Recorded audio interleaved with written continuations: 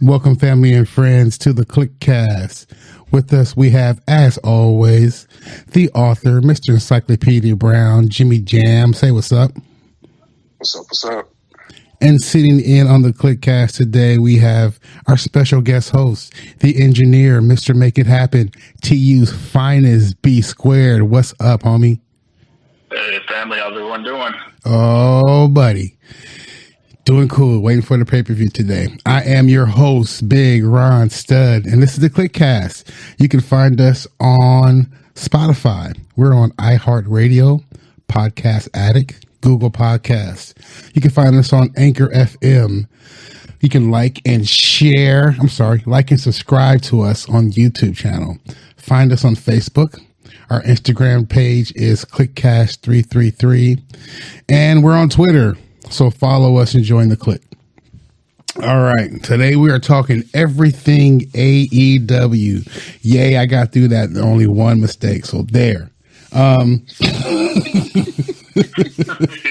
Now what? So today we're talking everything AEW. We're going to lead up to our pay-per-view today, which are all pretty much forward-looking, pretty much looking forward to today, checking out the pay-per-view. It should be a really good one.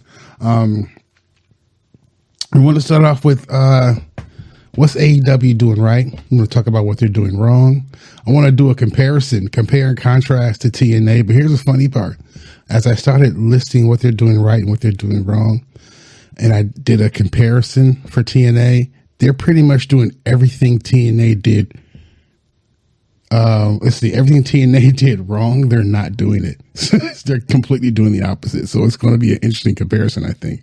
And we're going to finish up with our predictions for the show today. So Jimmy Jam, who is actually probably I consider him the AEW expert on the show. Jimmy Jam, let's start off with, what do you think TNA is doing right, man? I'm sorry, damn, I said TNA. What do you think AEW is doing right? Well, TNA is doing a lot right these days. I don't watch it, but I hear good things about it. But anyways, I'm not gonna watch TNA ever again. I tried. It's hard. AEW doing a lot right. I think the biggest thing they're doing right is they're keeping their fans excited about their product. Now, I've said many times before that I don't watch WWE anymore. And that's because I just fell out of love with their product. That was the first promotion I ever watched. And then on two separate occasions, I was like, I can't do this anymore. And that was mostly because I felt like a fucking idiot watching their product. Mm-hmm. AEW has never made me feel that way. Granted, they're not perfect, and we'll get into what they're doing wrong later. But as someone who has watched everything AEW has put out, including the very first All In show, which was like, pilot episode of AEW. Right. I don't feel like an idiot when I watch their product, and consistently I'm always excited to watch their product. I look forward to Wednesday nights to watch Dynamite. I look forward to pay-per-view days like today. I'm hyped for the pay-per-view today. So I think that is their biggest plus, is that they don't insult their audience intelligence. They do some things wrong, but I don't feel like an idiot when I'm watching. I totally agree with the insulting the audience intelligence part. I think WWE appeals to the lowest common denominator, kind of like the Howard Stern show. I'm not knocking Stern. He's been around for 50 years, but they appeal to the lowest common denominator, and that's usually like on the low end of the IQ quotient there. So I'm going to hop in there and tell you what I think the number one thing, if you were to ask me, that AEW has done right, is they're top down. There's one person in charge, and that's Tony Khan. And that's what I've noticed with a lot of mistakes of the organization has made, as I've read books and followed different organizations to see what they're doing.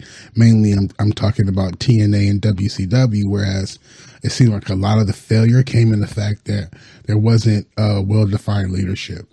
And in AEW, Tony Khan is the number one guy. Everything comes down to Tony Khan, what it seems like. And with that, you have somebody who is a true pro wrestling fan, not necessarily a sports entertainment guy, but he is a pro wrestling fan, true and true. And he's hired people in pro wrestling to advise him and guide him and lead him down a proper way of trying to do business. And I think that shows in the product. And the fact that as a fan myself, there's like a true fan, but even better than a true fan that's a billionaire that has his own wrestling company. It's hella cool. We'd all be so lucky, right? Right? Come on now. I just want to be a true friend. Can I be a true friend to Tony Khan? That'd be awesome right there. But the fact that nobody's basically had the pockets like Tony Khan that's come into pro wrestling in the last umpteen years with his own vision and with the actually true love of the sport. So it's going to be really interesting to see where it goes. B Square, what do you think AEW is doing right? I think one of the things that they're doing right, and that's by virtue of them being a relatively newer promotion, I think we're now with year number 3, is that they are what I would call having crock pot angles. What I mean by that, they have teased angles, they've let it simmer.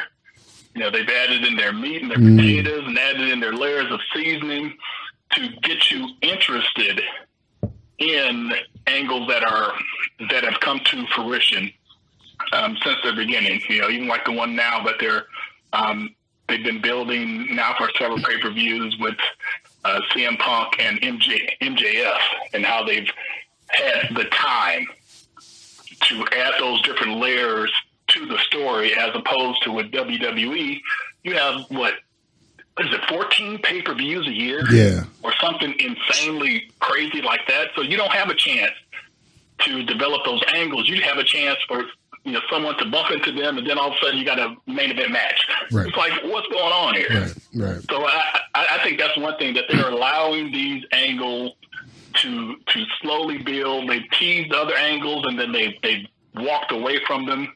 I'm waiting for that angle to come to fruition where, it's got to go down between Tully and Arn. Whether they come together or whether they're just going left hand to right hand, it has to come to a head. But I'm glad they didn't jump right in. They've mentioned it before, but they've just left it there. So that's the thing I like, is that they're taking time to develop the stories and develop the angles. So they those crock pot angles. I like that. Microwave mess that WWE is, they all empty calories. I like that, crock pot angles. I did not know where you were going with that. So yeah, I like that a lot. That's dope. Couldn't agree more. The one thing I do remember that I liked about the brand split is when they first did it, if you remember, they did a 2-month build per every pay-per-view. And so you had like an actual build towards like a championship match. And I thought that was cool. But that's what's missing right now in WWE, like real storytelling, like real emotion. There's no build to anything. It's just kind of throw it at you, digest it real quick. So but the only thing, the problem with that is that you only ever wanted to see one of those pay-per-views, and that was the Raw pay-per-view, because they spent the most time in developing the stories on Raw. Facts. So it sort of left, hey, I watch Raw, I'm not watching SmackDown. And now today it's the opposite. I watch SmackDown before I watch Raw. Definitely. SmackDown's the show right now. I mean, Roman Reigns is killing it right now. Do you hear that? That's my dog whining at me so I can let her out. Go ahead, Jimmy, if you had any more to give on the topic. I just want to piggyback off what you were saying about Tony Khan being the main voice in AEW. I think when AEW first started, you can tell that it was a little disjointed. You can tell there was levels like the Bucks and Kenny and Cody like doing their own thing, too many cooks in the proverbial kitchen, and it was disjointed at times. But when they came back in 2020 after the Christmas holiday, you can tell that Tony Khan really took over, and it was more of a focus show. And I think since then, they've just been on this amazing hot streak. Granted, they have some meh episodes of a Dynamite or whatever. Mm-hmm. But I think since January of 2020, they've just been on fire for the most part. And I think that's mostly because Tony Khan really has become that one singular voice. And as far as what B was saying, I completely agree about the whole crockpot thing. I think that is a perfect analogy because they set up so many like little seeds. They plant so many little seeds, and you don't know when it's going to happen, but you know it's going to come eventually. You know, whether it's Wardlow turning on MJF, Right, or whether it's, you know, Hangman becoming champion. You know, like these seeds have been planted so long ago. You don't know when it's going to happen, but you are excited to see it finally happen. And AEW is really good about long-term storytelling. no doubt. Especially, you know, and I gotta say, I thought they jumped the gun with the CM Punk MJF storyline. I thought we had a little bit more time to get to those two. Mm-hmm. But the way the story is played out is like, oh my God, it's been perfect. It's been damn near perfect. Everything from MJF getting the 2 wins to the promo he did, which I thought was amazing, to just, and then the comeback with him kicking him in the balls, which we all knew was coming, right? But everything was laid out perfectly, and there's been layers and layers to this program so far, and so it's been extremely well done there. And what I wanted to jump into with that real quick is say that also something that I think they're doing right is they're letting the wrestlers be themselves. They're letting these guys who worked on their characters for who knows how long come out there and be those characters. We all know that MJF and WWF would be like, it'd be ridiculous. He'd be a gelding. He'd be like not good at all. He would have had his balls cut off quick, and it wouldn't have been MJF. It would have been a lackluster Ken Kennedy. So it's like They might have like cut off his hair and made him put an earring in and changed him to fucking Spartacus. Name of Spartacus. Shout out to anyone who gets that reference. Yes, they would name him Spartacus JF. It'd have been ridiculous, you know. So it's like, again, he's like you said, Tony Khan stepped in there and he's took the reins over, and he's also known where to let the wrestlers kind of guide their own programs in a sense. So I thought it's been great in that, as far as the way the company's been run, which is a big part to success in pro wrestling, as we have learned. Now let's flip over to the other side. I'm going to let B Square jump on this one. What do you think AEW has done wrong at this point? Because they have not been perfect. Even Jimmy will admit that. Well, I think one thing that they've done wrong at this point, and it may just be remedied by the recent acquisition of ROH, that they're missing that third show. That third show that could be syndicated, like now they could use that Sinclair, hopefully that Sinclair broadcasting time slot is still available, to be able to have that match on TV as opposed to having to go to YouTube to watch Elevation or Dark. So that was one thing. I think there's the 2-hour show for Dynamite and their 1-hour show for Rampage. And I think the Rampage could be an hour and a half, but it gives you enough without having oversaturation. But they have now such a much larger roster than what they started off with. There are so many of these younger guys that I'm just now learning about and seeing that they have true skill, and they really need to get that next level rub to being on network TV where people can actually see them and start to buy into their character, their persona, and their ring work. No doubt. That's one thing. I think they're missing a third show that's syndicated, and it could be like back in the day. It used WCW had that Saturday morning show or that Saturday afternoon show, or you had a Sunday afternoon show, but something that isn't necessarily a part of their normal. Similar to the WWF when they had like superstars and main events, something like that, but something on TV to where maybe the casual wrestling fan could tune in and be able to see the wrestling show and just have eyes on it and maybe interested enough to tune into the major shows, the Dynamite and the Rampage. Facts.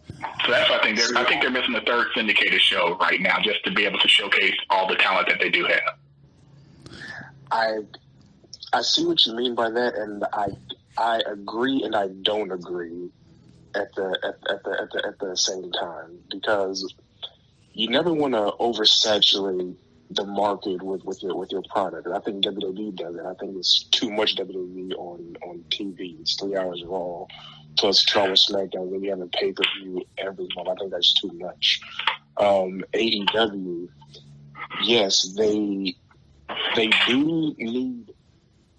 I don't think they need more TV. I think they need to do better with their YouTube shows. I think that's what I would want to see, because Dark and Dark Elevation are completely missable shows. Like, there's nothing special about them. If you want to check out their young up and coming talent, you might see that.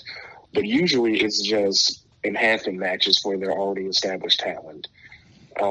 I think they should showcase more of Lee Moriarty, of Kiera Hogan, of Dante Martin, like these young upcoming guys that they have. They should showcase them more on their YouTube shows. But I don't think they should have an extra half hour or an extra hour of a rampage. I think 1 hour is perfect for that, because right now we're all saying that we want more of AEW. But what you don't want to say is that, oh, there's too much AEW. I'd much rather be on here saying I want more, as opposed to I'm burned out with this product. Yeah, so, I hear you on that. But 2 points to that. Number one, with WWF, with Raw, they have 3 hours of programming. They sure in the hell don't have 3 hours of wrestling. they're paying these writers to write. That's true. Facts. That's true.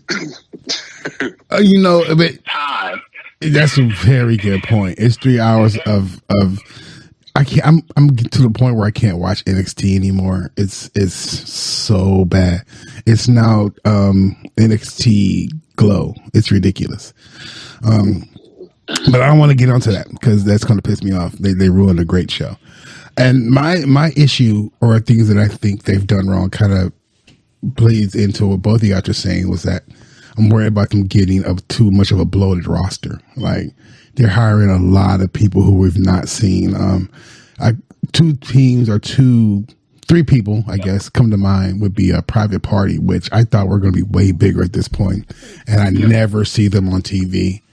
And then there's Jay Lethal, who just came in the company recently, who he's been killing it for like 3 years straight in ROH.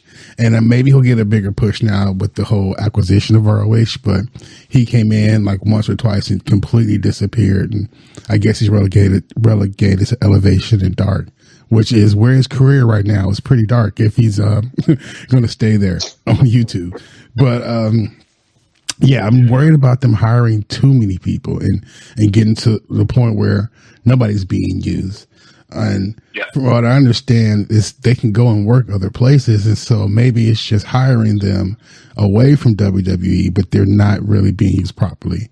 So, and again, if they can go work other places like Impact or New Japan or PWG, MLW, things like that, that's great. But the point of seeing them on that national radar, on our national scene, was why we wanted them hired in AEW.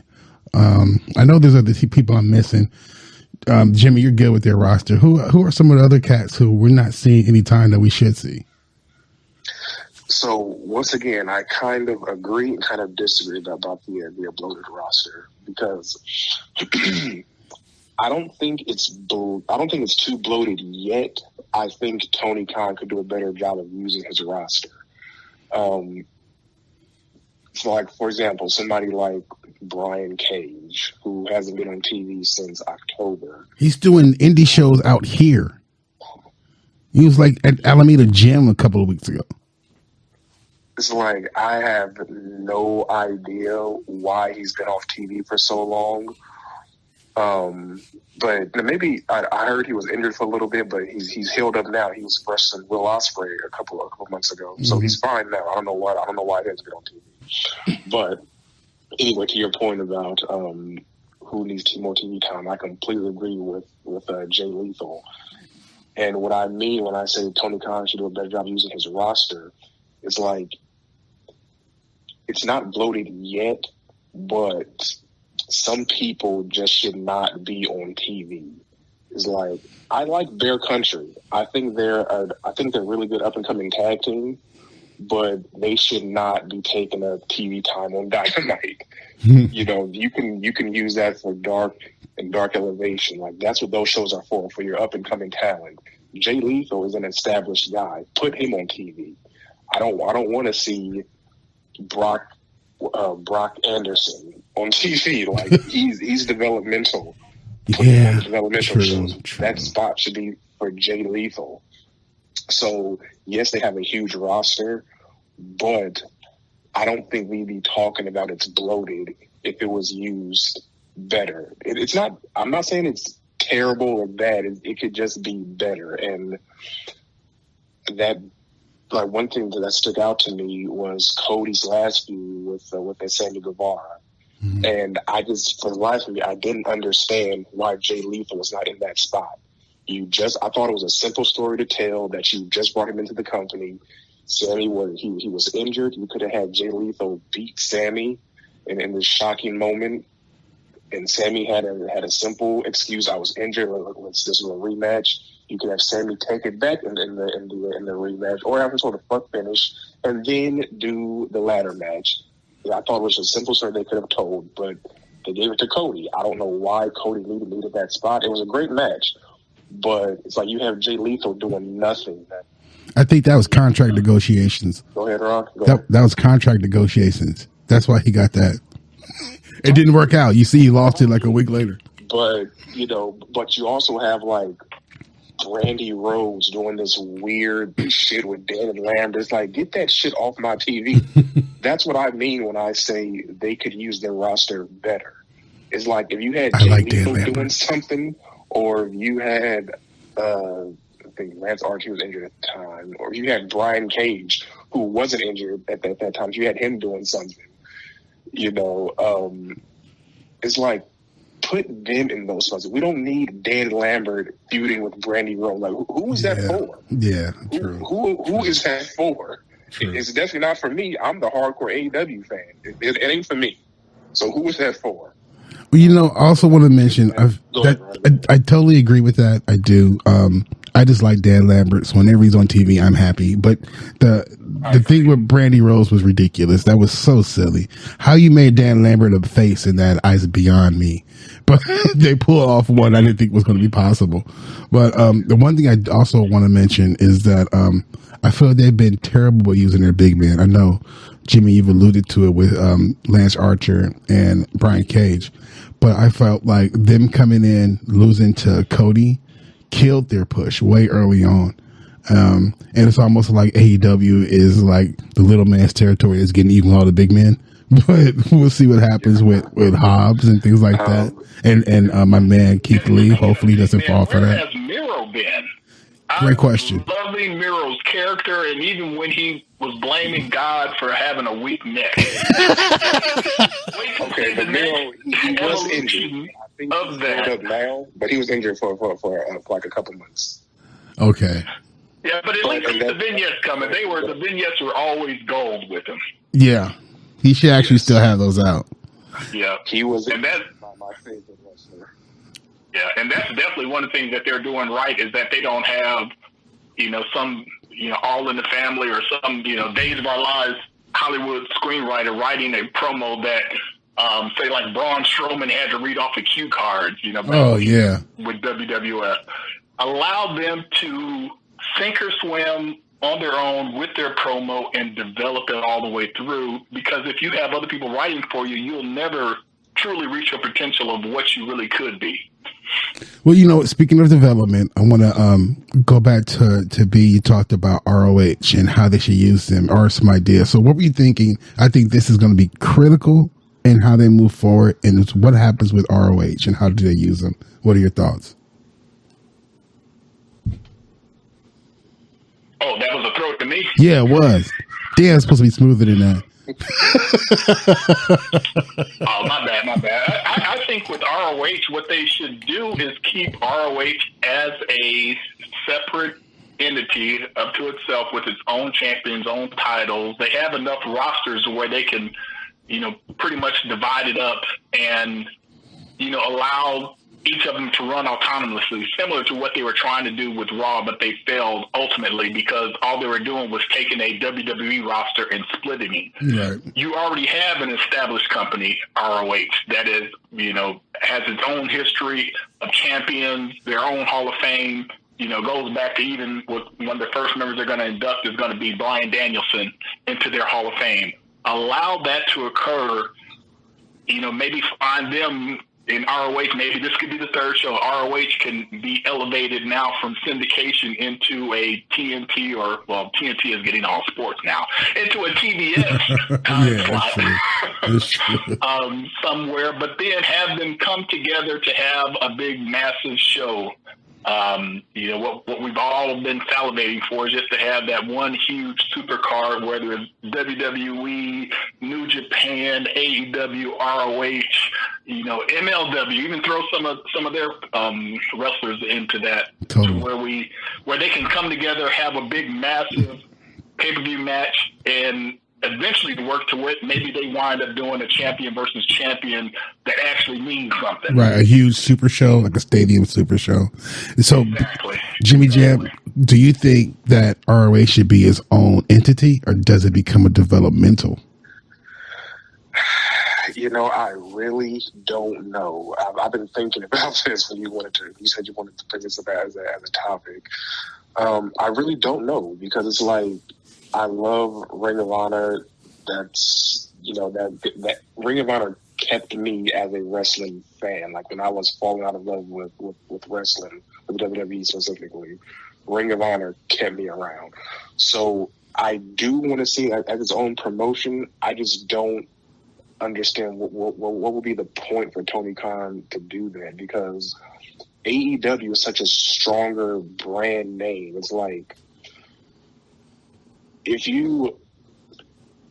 like Ring of Honor, it's really cold at this current moment. You could heat it up, granted, but it's like, if you're going to sell tickets to a whole separate show, you could just name it AEW something else. Why would you name it Ring of Honor? It's like, I just don't understand. Why would you keep that Ring of Honor brand? Because the AEW name could just sell better.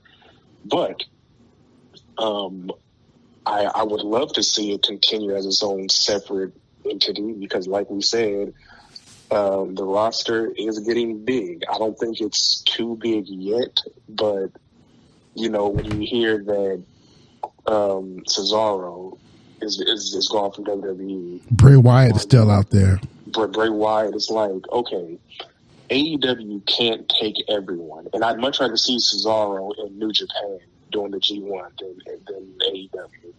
But it's like, AEW, they can't take everyone. But if you have Ring of Honor, that's, this whole other promotion, then, Tony Khan could sign a shitload more people, and they could just tear it up over there. And, you could have these young guys in AEW who's not getting enough TV time, Private Party, Lee Moriarty, put them on Ring of Honor. But I just don't understand why you would call it Ring of Honor when you have the AEW brand, and you could just brand it as like AEW Honor Club or whatever. I don't know, some shit, but that's just what I think. I mean, Ring of Honor still has name value within the wrestling community, nowhere else. But it has that cachet of, really, Ring of Honor created the stars of today. Basically, everybody who's pretty good today went through Ring of Honor at some point. Samoa Joe's, Bryan Danielson, CM Punk, everybody at some point came. Years ago, they had a Ring of Honor show here in Dallas, and I went to it, and it looked like they held it in like a nightclub, like a country western bar turned nightclub. Oh, wow, but I was in like the third row, and it was an excellent night of wrestling. The crowd was white hot. And even it was so hilarious. I can't think of the ROH. What's the ROH? The fat referee's name? What is his name? Oh, I know who you're talking. I can't think of his name. Yeah, I can't think of his name either. But you're talking about fans absolutely giving that referee the business the entire night. But it was, Jay Lethal. You had the Young Bucks. You had, names are getting away from me now. But it was just a great night of wrestling that I would definitely go back again if they were in the area. But with AEW, even with them having the ROH element, that's like a fusion of having your indie talent, fuse them with the territory days and mixing in the New Japan to where you're able to go between the different organizations so that you're able to keep people fresh and they're just not standing around in the same place doing nothing. You can have that monster heel return. He's back from being overseas like they did with the Warhawk, which, automatically he comes in and he gets right back in the mix, but then he can go away. Mm-hmm. He can go terrorize ROH. He can go over to AEW and, terrorize them over there, but you continue to keep a fresh faces, but you also give them a chance to go away.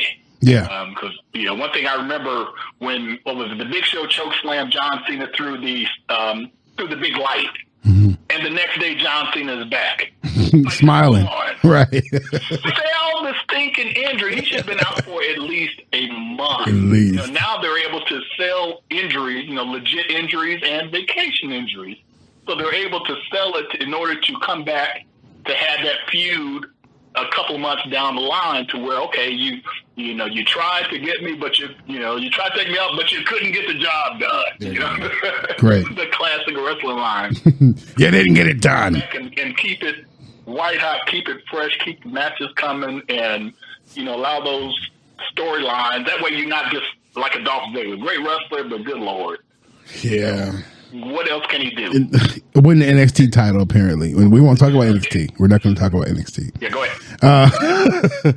So, excellent. All great points, man. So, let's wrap up this piece with the question that actually had me thinking about this topic in the first place. Is AEW going to be the company that finally takes over as the top wrestling company in the U.S.? Before you get, I just want to say one last. Go ahead. No, because B, I forgot to mention this earlier, and B was talking about people can make them go away and, do all the things in the territories. That's why I don't think AEW's roster is too bloated yet, because when people go away, whether it's injury or they want to work a few indie dates for like a month or whatever, their shows keep rolling. Kenny Omega was out, Miro was out, Archer was out. Hangman was missing for a while. Moxley was gone. And, these are top guys, but the show just kept rolling. The show was still good, still interesting. So that's why I don't think AEW's roster is too bloated just yet, because you have a lot of top talent. When people go down, the show keeps rolling. That's all I want to say. Okay, back to my topic question. So I'm giving this to you, actually, Jam. I kind of know where you're going with this. Is AEW going to be the company that takes over as a top wrestling company in the U.S.? I mean, my first mind is no, because WWE, they make huge amounts of money. They have these gaudy TV contracts, and their deal with that fucking blood money in Saudi Arabia. So it's no, they're not going to overtake WWE. However, is it impossible? No, nothing's impossible. It's not WWE wants to say that they're Disney, that they're the NFL. It's you're definitely not, because if you're a football player, you want to be in the NFL. No one is saying, I want to play in the fucking XFL or the USFL that's coming out next year, I think. Right. No one is saying that. If you're a football player, if you're any sort of athlete, you want to be NBA, NFL, MLB. Those are the top spots. If you're a wrestler, you can make a living and a name for yourself in a multitude of companies, whether it's WWE, AEW, or New Japan. You can even do it in fucking TNA. It's like, you don't need WWE to be a wrestling star. So, do I think they'll overtake WWE? No, but it's also not impossible, because WWE, if they keep running off fans the way they are, they could crumble. That's what I mean when I say it's not impossible, because those ratings, man, they keep going further and further down. Yeah. And when they do shit like mass releases and this Saudi Arabia shit, it's like people get turned off from that. B, what you think, man? Is WWE going down? Short term, and when I say short term, I'm talking, 15 years. Now 15 years, no. Now, long term, 20 years and beyond, they have a chance. And the reason why I say that is you look at, the National Wrestling Alliance had over 100 years of history, was the top promotion before, Square changed and morphed, and WWF turned WWF turned WWE eventually came over and surpassed them and took the top spot. Empires don't last forever. Right. And part of what, I agree with Jimmy Jam was saying with the blood money and with just them doing crazy stuff, just silly stuff with WWE. Who knows what's going to happen with Vince in the next 5 years or so? And, is he really going to turn over the reins, or is he going to sell outright to Disney? And if they wind up selling the company to a Disney, what in the world's going to become of it? Are they going to be even more PG? So it'll be GG. Because of its name in of itself, WWE, so synonymous not only with wrestlers, but with household names that you know, from Muhammad Ali to, what was his name? To Mike Tyson. They've had cultural icons. They got Bad Bunny. I didn't know who he was, showing how old I am. Facts. He was actually believable He can work. in the ring. So they're continuing to stay relevant with bringing in these people, these stars in their own right, in entertainment, music, and in sports. They continue to intermix and weave them in. The problem I'm seeing is that WWE, with how they're headed, they're not creating any new stars. That's the key. How many times is Goldberg going to come back? Oh my God! How many times is Brock Lesnar going to go away and come back and make $3 million for 6 months or however long he wrestles? It could wind up being a burnout of WCW, to where the guys on the top stayed on the top and they didn't let anyone else go, and anyone else rise to the top, and they're being pushed out. And that's one thing I like what AEW is doing, is that the older, more seasoned people are actually giving the rub to the next generation. Yeah. And that's what I really appreciate, that they're doing, not just all of a sudden just, totally squashing the young talent. AEW is definitely using their veterans the right way.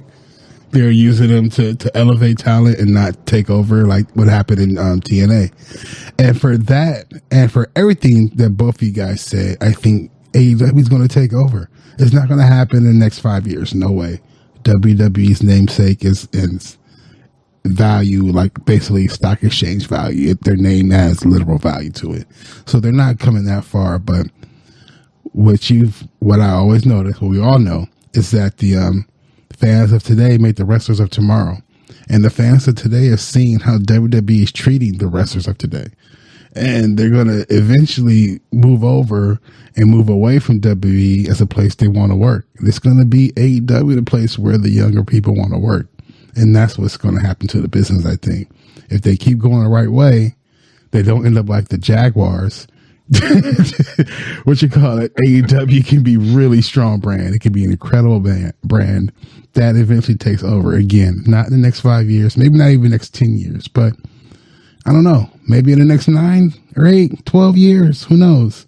I'm looking at AEW being the top brand in the U.S. And with that, let's jump right into our predictions for the pay-per-view today. Jimmy Jam, set us up. First of all, what's a pay-per-view's name? I forget shit like that. I really do. AEW Revolution. Revolution. That's what it is. So the Revolution is going to be a long show. Purple montage or purple light highlights in the back to, shout out to Prince. But oh well. The Revolution, I agree. Actually. Let's start with the pre-show. We have a stacked card tonight. 12 matches, three on the pre-show, which I'm excited for all of them, actually.